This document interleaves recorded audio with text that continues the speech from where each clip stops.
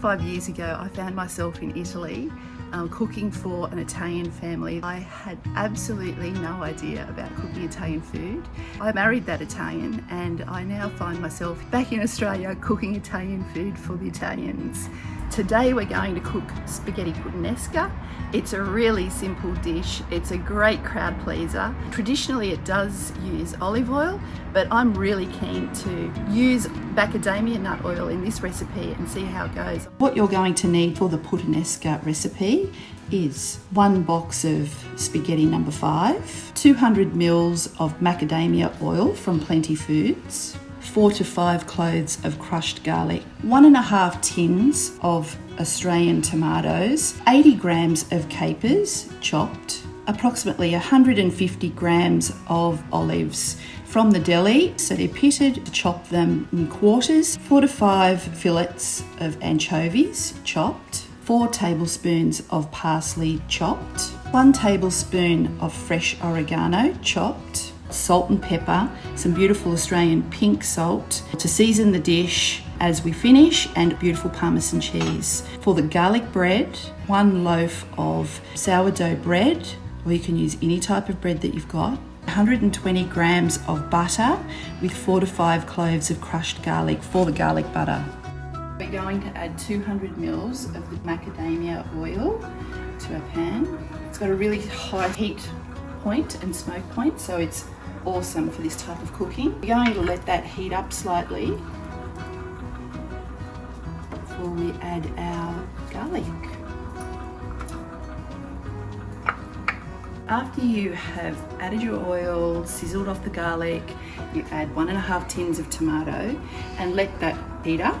We've just moved the pan from a slow heat over to a higher heat just to bring it to the boil a little faster. And now I've brought it to a simmer. It's time to add the capers.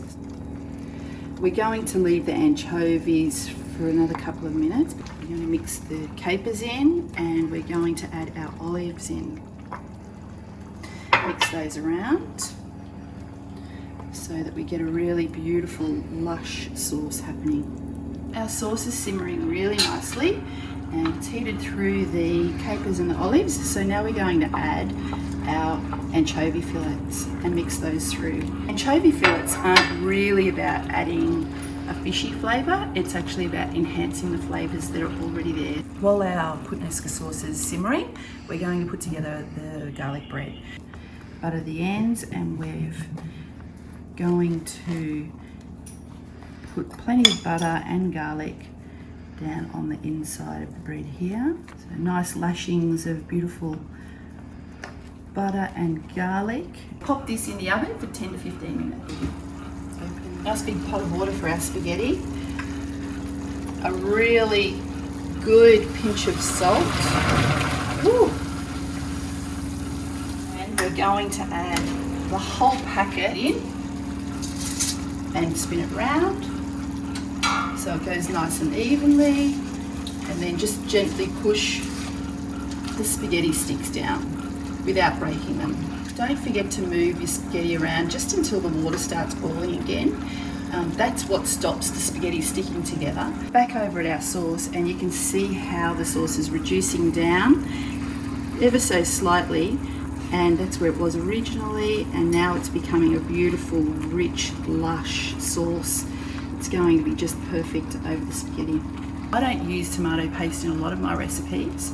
I tend to use the passata sauces, and I let the cooking process reduce that down to give rich flavours rather than using concentrates of the tomato, which is really what the tomato paste is. I've got my own herb garden here, oregano and parsley. Should be in every Italian kitchen. A couple of minutes before our pasta is ready and before we're going to put this all together, we're going to add in our parsley. So there's our 4 tablespoons of parsley and our 1 tablespoon of oregano. I like to add them just before we finish off cooking so that those beautiful flavours stay nice and fresh and we don't cook them down too much. I'm dying to have a little taste of what this is actually like with the macadamia nut oil because I haven't done it before.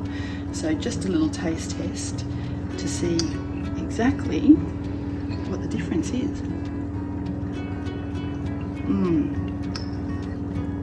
Delicious. Take a little bit of the sauce off so that at the end, when we do serve it on a larger platter, we can put a little bit of this sauce back on the top, and a little bit of garnish on top. It just finishes off what is a spectacular dish, makes it look absolutely perfect for the table.